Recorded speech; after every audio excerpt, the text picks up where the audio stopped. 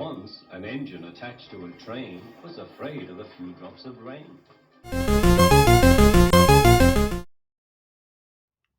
Hello YouTube, Conductor165 here. Today I will be reviewing the Ertl Henry, as you saw in the intro. Now Henry was first released in 1984 with James and Thomas. I don't have a Thomas out of the box, so I'll just put him here as reference.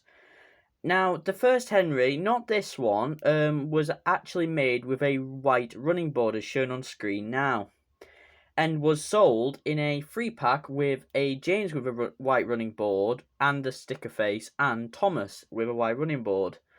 I do not own any of the white running boards currently, so they're all on screen now.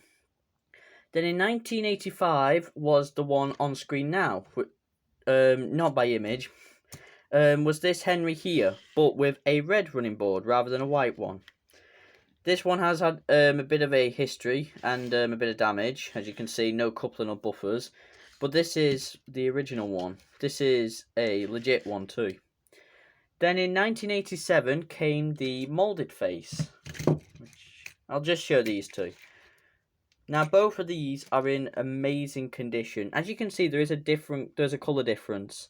Now, in 1987 was the moulded face, and then in 2001...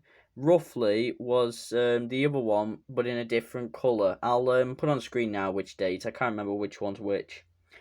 Now, these were just some of the varieties of Henrys that exist. There are a few others, and I'm going to go through them now. There is all three here. The sticker face with the red running board, sticker face with the white running board, the two moulded green faces, moulded faces on the green engines. There is a metallic Henry, a miniature, and a gold rail.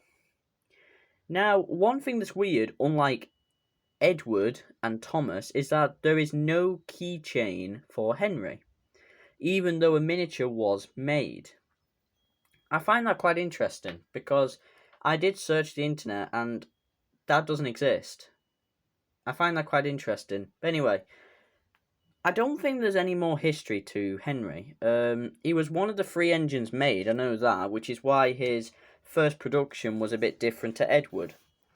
But if I get some of the dates wrong, that's because I found them on Wikipedia. Just point that out there. Give me a bit of leniency with that, please. But yeah, as you can see, I like the face. The face on the sticker faces. They're from the book series, and that's why I like them. They look amazing. As you can see, unlike Gordon, there is no wheels under the cab. That's a nice feature, because Henry is not the same as Gordon.